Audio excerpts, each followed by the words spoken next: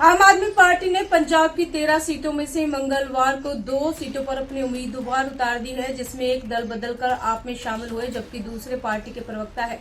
जालंधर के उम्मीदवार आप छोड़ जाने के बाद 4 सीटों पर पार्टी को बड़े चेहरे नहीं मिल पा रहे हैं। वहीं हाईकमान और ईडी के बीच चल रही घमासान भी एक बड़ा कारण है। पंजाब की सीटों पर उम्मीदवार फाइनल नहीं हो पा रहे हैं। वर्ष 2022 में पंजाब की 119 में से 92 सीटों पर कब्जा कर आपने इतिहास रच दिया था। आपके लिए सत्ता में रहते हुए वही प्रदर्शन दोहराने की चुनौती है। जालंधर को छोड़ सभी अभी तक घोषित 9 सीटों पर 5 मौजूदा सरकार के मंत्री हैं और वही 2 दल बदलकर आम आदमी पार्टी में शामिल हुए हैं। पहली लिस्ट में जहां दल बदलकर आए गुरप्रीत सिंह जीपी का नाम थी, वहीं दूसरी लिस्ट में डॉक्टर राजकुमार चब्बे का नाम सामने आया है, जिन्होंने बीते दिन ही पंजाब विधानसभा के स्पीकर कुलतार सिंह संधवा को अपना इस्तीफा भेज दिया था।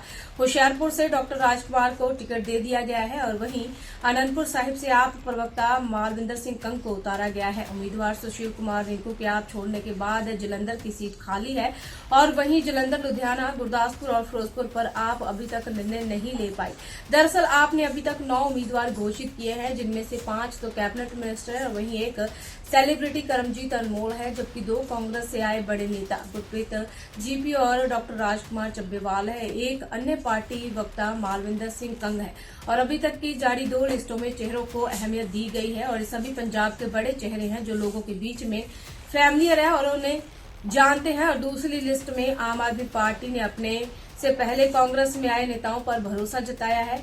जिस तरह मई 2023 में जालंधर उपचुनाव में कांग्रेस से आए सुशील कुमार रिंकू पर भरोसा किया गया था, वैसे ही अब दूसरी लिस्ट में होशियारपुर सीट पर कांग्रेस के विधायक डॉक्टर राजकुमार चब्बेवाल पर भरोसा जताया गया है। पहली लिस्ट में आपने कांग्रेस के पूर्व विधायक गुरप्रीत सिंह जीपी को फतेहगढ़ साहिब से उम्मीदवार घोषित किया था और आपकी दूसरी लिस्ट में सिर्फ 2 नाम होने से उम्मीदवार के तौर पर बड़े चेहरों की कमी साफ झलक रही है। और कुछ दिन पहले ही भगवंत मान ने घोषणा की थी कि जल्द ही आप अपने उम्मीदवार घोषित करेगी, लेकिन दूसरी लिस्ट सिर्फ उम्मीदवारों पर ही सिमट गई, जबकि 4 लोकसभा क्षेत्रों में उम्मीदवार घोषित नहीं किए गए। अभी तक 4 सीटों पर उम्मीदवार घोषित करने के लिए आपके नेताओं को कड़ी चुनौती का सामना करना होगा। पंजाब में मुख्यमंत्री भगवंत मान आपके वन मैन शो बन चुके हैं और पंजाब में कांग्रेस के साथ गठजोड़ एवं चुनाव लड़ने के फैसले के बाद सारा दारोमदार मुख्यमंत्री भगवंत मान के कंधों पर आ चुका है।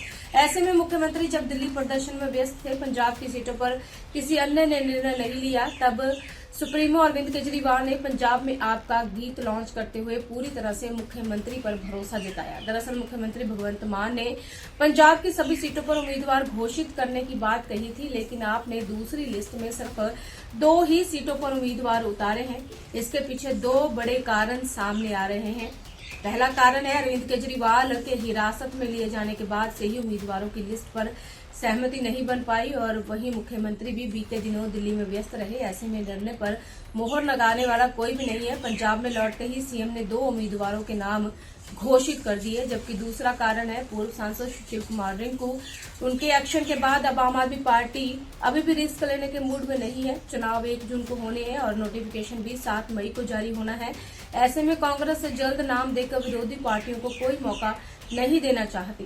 पंजाब के लोग आप सरकार का 2.5 साल का कार्यकाल देख चुके हैं। 2022 के विधानसभा चुनाव में पंजाबियों को एक मौका मांगने वाली पार्टी को अब अपना 2.5 साल का कार्यकाल बताना होगा और बीते दिनों जहरीली शराब से हुई मौतों के बाद नशा तस्करी के खिलाफ उचित कदम उठाने की भी जरूरत है। इसके अलावा माइनिंग, ट्रांसपोर्ट और शराब माफिया का खात्मा कर पंजाब का खजाना भर देने का वादा कितना पूरा हुआ, वीवीआईपी कल्चर खत्म करने के दावों का क्या बना, बदलाव का वादा करके सत्ता में आई पार्टी ने पंजाबियों की जिंदगी आसान करने के लिए क्या कुछ बदला, इसका हिसाब भी उन्हें देना पड़ेगा।